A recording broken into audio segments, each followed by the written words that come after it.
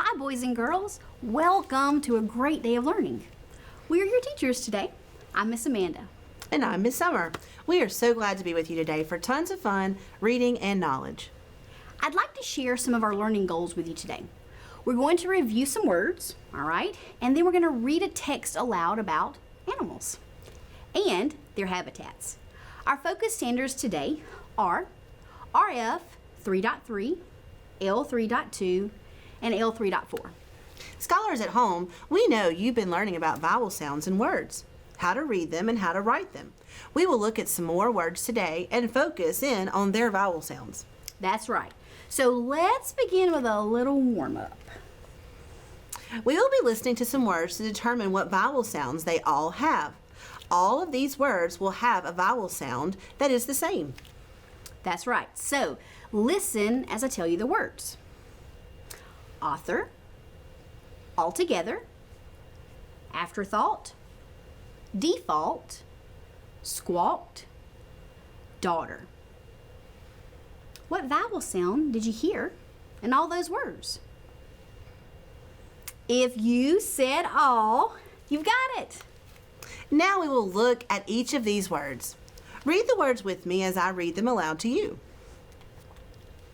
Author, altogether, afterthought, default, squawked, daughter. Now let's look at all those words side by side. What do you notice about the spellings of the augh sound? Ah, yes. Even though all these words have the augh sound, that sound is spelled differently in some of these words. Some of these words are spelled with an AU, some with an AL or OUGH. Another is spelled with AW and another spelled with AUGH. These are some of the many words that we have in our language with the augh sound.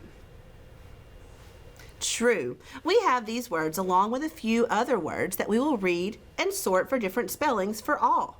Today we will be looking at these 5 different spellings for the augh sounds in words. We'll use this anchor chart to help us sort the spellings.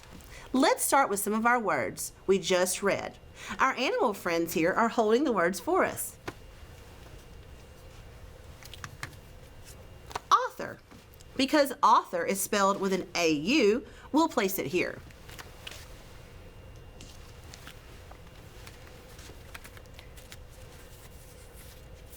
Caution. Because caution is with an AU, we'll place it here. Altogether, here. Autograph, there's that AU again. Already, squawked, there's that AW. Retaught, default, afterthought, flawless, alt, and daughter. Nice work. Now, let's read again all the words that we've sorted. We'll start with the AU column. Author, caution, autograph, default. Now let's move to the AW column. Squawked, flawless. Next, AL, altogether, already. Now we have OUGH, afterthought, ought, and finally, AUGH. Here we have retaught and daughter. Great job! You are experts at words with the all sound. We'll see a few of these words in just a few minutes when we read our text together. Let's get ready to dive into it. That's right. Now, when we are getting prepared to read a text, we need to be sure that we're familiar with the words in there and their meanings. Now, that will help us understand what we're reading while we're reading it. Right. All right, so let's look at just a few words that we will have coming up in our text for today. Our first word is ecology. Say ecology. Ecology is the study of relationships between living things and their environment. Now, this word is environment. It's natural surroundings. So, friends at home, what means natural surroundings? That's it, environment. Next, we have ecosystem. What's the word? Ecosystem. Ecosystem is everything in a particular environment, both living and non-living. Here you see organisms. Organisms are all living things. What's the word? Yes, organisms. Look at this next word. Read that word independently. Pollen. Yes, pollen. You can see the arrows here are pointing to a yellow substance. Pollen is a yellow substance made by plants that's carried to other plants of the same kind to make seeds. Wow, look at those little guys starting to sprout. Sprout means begin to grow. What's the word? There you go, sprout. Now that you know all the words, we're going to show you the pictures. When you see the pictures, say the word it represents.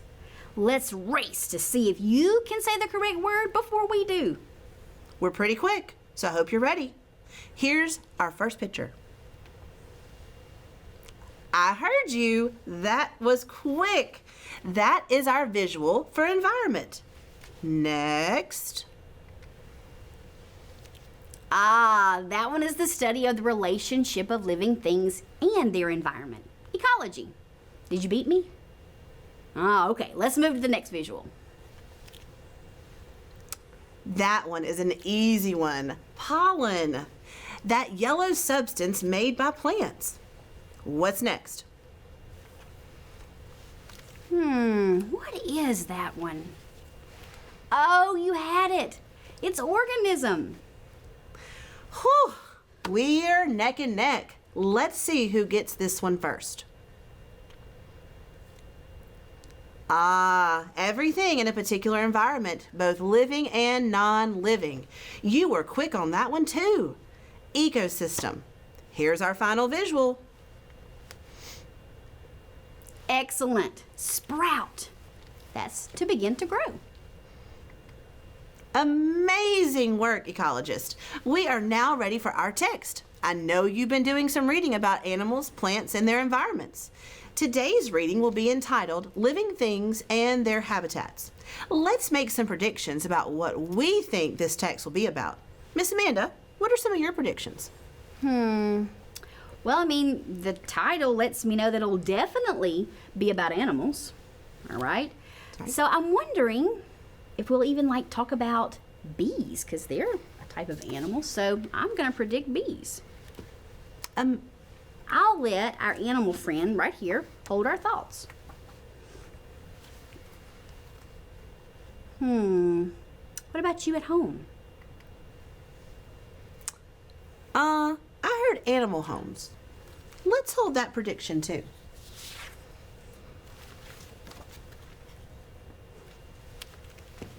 Hey, did you hear that one? I heard ecosystems. Let's hold on to that. I am also predicting that this text will be factual. It will give us real information about animals and their habitats. So we're going to let him hold on to this one too. Great thoughts. Let's see where we can find our text today. Take a look at this page. If we are reading the chapter animals and their habitats, to what page would we need to turn? Good eye. We'll need to move to page 6. Now, we'll choral read this chapter together, so be sure that you can see the words. That means you will read this along with us as we read it aloud. We may stop to decode or sound out some words. Here we go. Ecology is about nature and life. It is about the relationships between living things and their environments. Someone who studies ecology is an ecologist. An ecologist studies living things and the way they relate to their, let's decode this word. Surroundings. That's it, surroundings. Now let's go back and read the entire sentence. An ecologist studies living things and the way they relate to their surroundings. This toad is part of an ecosystem. An ecosystem is like a habitat where an organism lives, but it includes many habitats, plus the non-living systems that support them. In an ecosystem, each living thing depends on other living and non-living things for survival. Insects find shelter and food on trees and in moss. The toad finds those insects and eats them. The toad depends on rainfall to supply a place to lay eggs. One day, maybe a snake will eat the toad. These are the kinds of things ecologists like to think about. The bee is attracted to the flower's bright color. The bee eats the flower's sweet nectar. The flower is also full of pollen.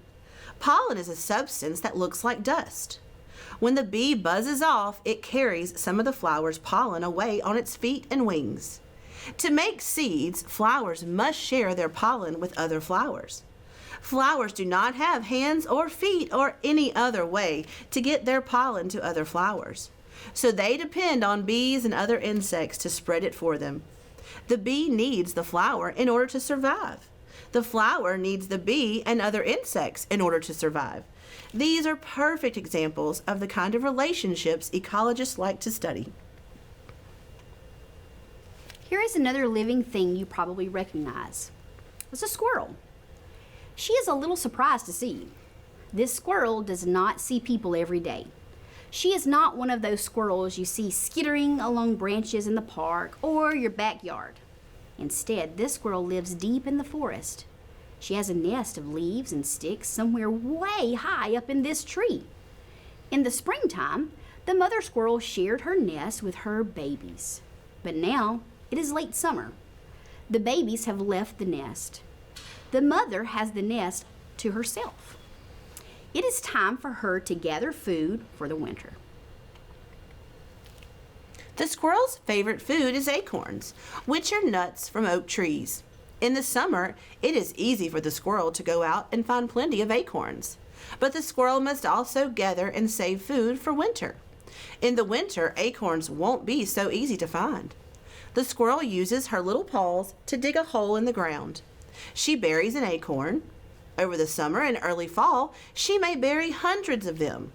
Then, whenever she gets hungry during the winter, she can crawl out of her nest and go dig up an acorn. It is easy to see how the squirrel depends on the tree. She uses the tree for both food and shelter. However, the squirrel also gives something to the tree. How do you think the squirrel remembers where she buried all those acorns? Can she smell them? Does she put a little stick in the ground to mark each acorn? Does she draw a map on the back of a leaf? Actually, she does not remember where she planted all those acorns. She forgets a lot of them. Many of those acorns will remain in the ground right where she buried them. Acorns are nuts. Nuts are seeds with shells covering them. Like most seeds, acorns need to be planted in order to sprout and grow. Well, the squirrel did the oak tree a favor by planting all those acorns. And then, let's decode that word. Forgetting. There you go, forgetting. Now let's read the entire sentence. Well, the squirrel did the oak tree a favor by planting all those acorns and then forgetting about them. If the acorns weren't buried, they probably would not sprout and might be eaten by another animal. The squirrel and the oak tree are each doing what they do to survive and produce young. The tree grows leaves and acorns. The squirrel uses the leaves for shelter and the acorns for food. This makes it possible for the squirrel to survive and produce young.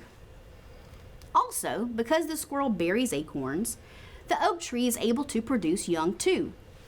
This is how things work in an ecosystem. This is what ecology is all about. Expert reading. You are progressing nicely on your journey of reading and understanding what you're reading. Let's strengthen that last part of understanding. We have a mystery ecosystem to discover by answering some questions about what we've just read. Oh, that is interesting. Yes, we'll draw some questions from behind this mystery animal. The letters on the questions will help us determine the habitat and then the mystery animal. Oh, now I love a good mystery. So let's get going. All right, here's our first question. What is the main idea of this chapter? What do you think, scholars? You knew it! The main idea of this chapter was living things depend on each other.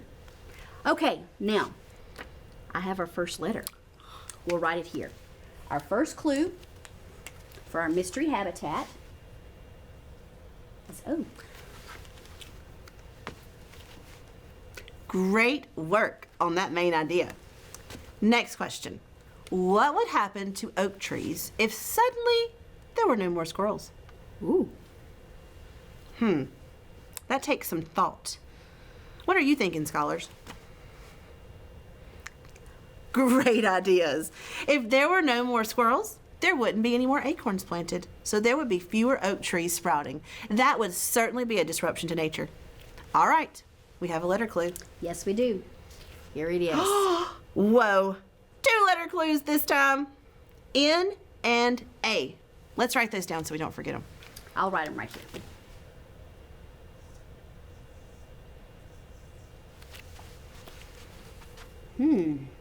That's looking really odd. Yeah. All right, let's do our next question. Oh, finish this sentence. In an ecosystem, each living thing depends on other living things and non-living things for what? What would correctly finish this sentence? Ah, I like it. Let's see if that word I hear, survival, makes sense. In an ecosystem, each living thing depends on other living things and non-living things for survival. It does. It makes perfect sense. Nice work. Miss Amanda, what are the mystery letters? I got so excited about the sentence I forgot the mystery letters. All right, we do have some mystery letters. Look at that. Looks like we have 2 again. All right, so we have C and we have E. So I'm going to write them here with our other letters.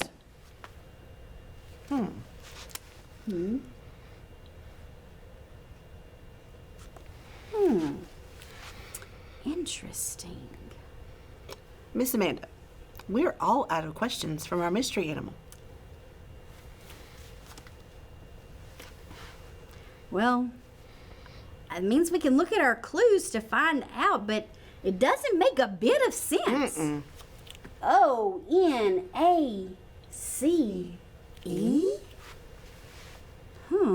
Ecologist, what do you think? Now that's smart. I heard someone say unscramble it. These letters are mixed up. That's it. What could this be if we unscrambled it? All right, let's go back to the letters. What if we did O-C-N-E-A?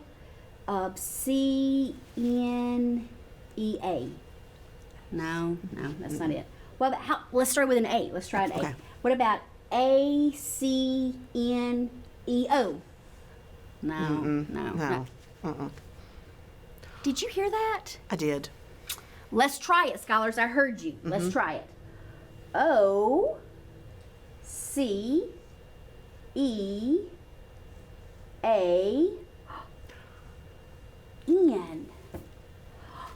That's it.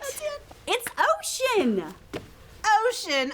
Oh my goodness. Our mystery ecosystem is the ocean. So, what's our mystery animal? What do you think? Ocean ecosystem, mystery animal. Animals that live in the ocean.